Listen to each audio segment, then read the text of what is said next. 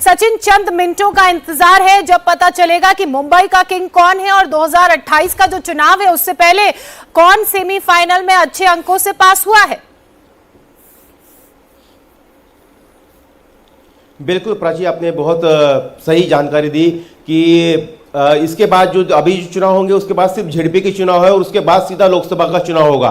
यानी कि लोकसभा चुनाव के पहले ये एक तरह से सेमीफाइनल ही कहा जाएगा, और जिसमें अभी तक जो 29 महानगर पालिका के चुनाव हुए हैं, जहां पर जो कल वोटिंग हुई है, उस वोटिंग में वोट का परसेंटेज जो है वो कहीं ना कहीं थोड़ा सा कम जरूर है।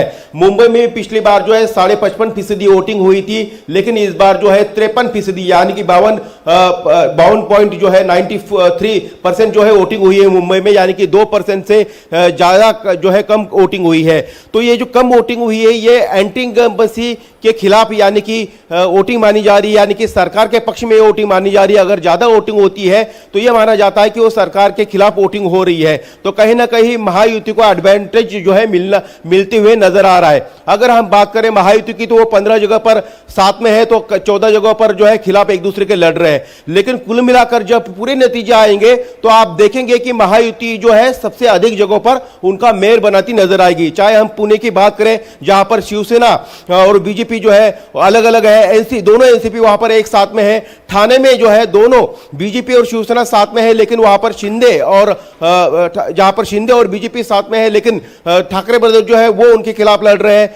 अगर मुंबई की बात करें तो मुंबई में बीजेपी और शिंदे साथ में लड़ रहे हैं और ठाकरे ब्रदर्स जो है उनके खिलाफ चुनाव लड़ रहे हैं। तो ऐसा अलग अलग गठबंधन जो अलग अलग शहरों में नजर आ रहा है। लेकिन कुल मिलाकर अगर हम चुनाव नतीजे के पूरी तरह से आने के बाद देखेंगे तो वहां पर महायुति की जो है सबसे ज्यादा जगहों पर मेयर बनाती दिखाई देगी। मुझे लगता है कि आप जिस तरह से थोड़े से पॉजिटिव संकेत दे रहे हैं, और क्योंकि आप बीजेपी दफ्तर में मौजूद है, मुझे लगता है कि उनको सुन के अच्छा ही लग रहा होगा आपकी तरफ से जो कहा गया है। लेकिन दिनेश, सबसे इंपॉर्टेंट हो जाता है इस वक्त मातोश्री, क्योंकि उनके लिए जिन्हें बनने का है। जी सचिन, मैं एक बार बस दिनेश से बात कर लूं, उसके बाद फिर से मैं आपके पास लौटता हूं। दिनेश, क्योंकि मातोश्री के लिए ये जो चुनाव है बहुत अहम हो जाते हैं, उनके लिए साथ आना ठाकरे ब्रदर्स का कितना प्लस हुआ और कितना माइनस हुआ इन चुनावों में? देखिए, ठाकरे बंधुओं के लिए ये करो या मरो का चुनाव है। अब चूंकि राज्य में उनकी हालत काफी ज्यादा खराब हो चुकी है, एकमात्र उन्हें उम्मीद दिखाई दे रही है बीएमसी से, और यही वजह है कि उद्धव ठाकरे ने अपने और अपने बेटे आदित्य ठाकरे के सियासी भविष्य के लिए तय किया कि वो राज ठाकरे के साथ हाथ मिलाए। राज ठाकरे भी पता था कि वो अकेले दम पर कुछ कर नहीं सकते, ऐसे में ठाकरे बंधु साथ आते हैं तो मराठी अस्मिता, मराठी मानुष के नाम पर कहीं ना कहीं वो अपनी जमीन को दोबारा हासिल कर सकते हैं। लेकिन ये करने के लिए जो उन्हें तैयारी करनी चाहिए थी वो काफी ज्यादा देर से उनका गठबंधन शुरू हुआ। जमीन पर जो है जितनी ताकत दिखानी चाहिए थी वो बड़े देर से दिखाना शुरू हुआ, लेकिन जो उन्होंने इमोशनल अपील की थी उसका असर जरूर गरीब मराठी वर्ग जो है या फिर जो लोअर मिडिल क्लास है मराठी समाज का, वो उनमें काफी ज्यादा अपील हमें जमीन पर दिखाई दी।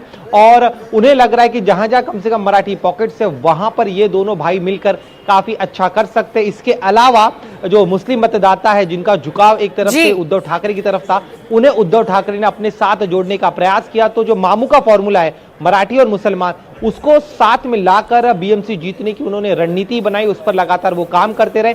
लेकिन उसके कंसोलिडेशन के विरुद्ध जिस तरह से भारतीय जनता पार्टी ने, आपने जिस तरह से बताया था कि मराठी इलाकों में खूब वोट हुई है, गुजराती इलाके में बहुत वोट हुई है, निर्णय अगर आप इन इलाकों में गए होंगे, क्या लग रहा है इस बार क्या गुजराती का रुख किस तरफ से जा रहा है? यानी कि जो गुजराती की बात कर रहे थे या फिर वो मराठियों के साथ भी जाएंगे जो मराठियों के बारे में सिर्फ बात कर रहे थे?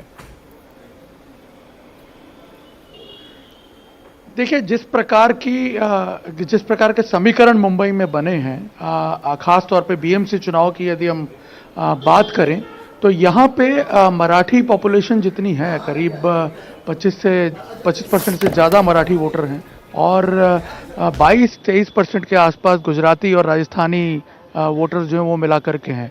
और पूरी कोशिश की गई है दोनों ही गठबंधनों की तरफ से कि इनके वोट्स स्ट्रेटेजिकली पड़ें।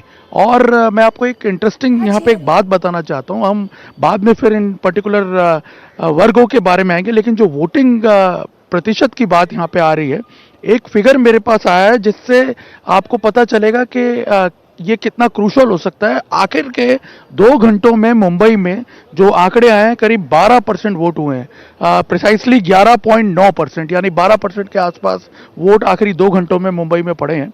और ये बहुत क्रूशल हो सकता है क्योंकि जो बताया गया, जो आंकड़े सामने आ रहे हैं उस हिसाब से पता ये चला है कि अलग अलग पॉकेट्स में शुरू में 3:30 बजे तक 5-5% के आसपास वोटिंग होता रहा, लेकिन जो लास्ट के 2 घंटे हैं और उसमें भी आखिरी घंटे में 7% से ज़्यादा वोटिंग हुआ है।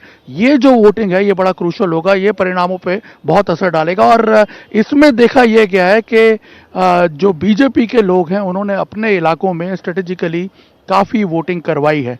ये अपने आप में काफ़ी क्रूशल हो सकता है। और मैं आपको बता दूं ये क्रूशल इसलिए भी हो सकता है क्योंकि महाराष्ट्र विधानसभा के जो चुनाव हुए थे उसमें भी जो आंकड़े सामने आए थे उसमें आखिरी के 2 घंटों में जो वोटिंग हुई थी उसने सारा चित्र बदल करके रख दिया था।